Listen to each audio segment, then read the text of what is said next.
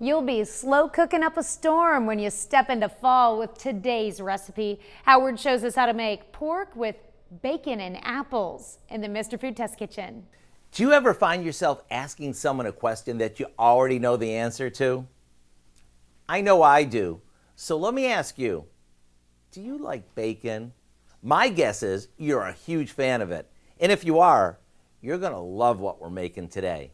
We begin by cooking some bacon until it's crispy. Once it is, we'll set it aside.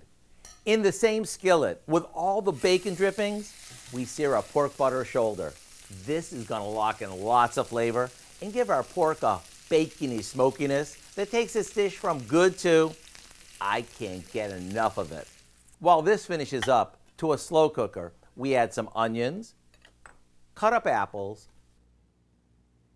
brown sugar, a bit of salt and pepper, and the bacon that we crumbled.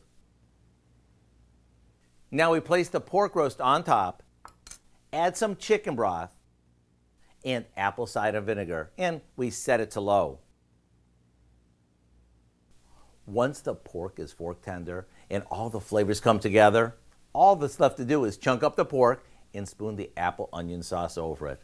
This is truly a bacon lover's dream.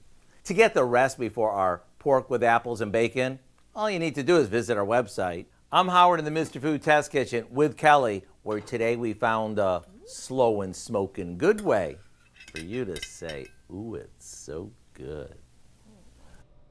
Well, you can find this recipe along with a lot more good food from the Mr. Food Test Kitchen online. Just go to our website at KOAMnewsnow.com. Here's a look at our 4-state market prices.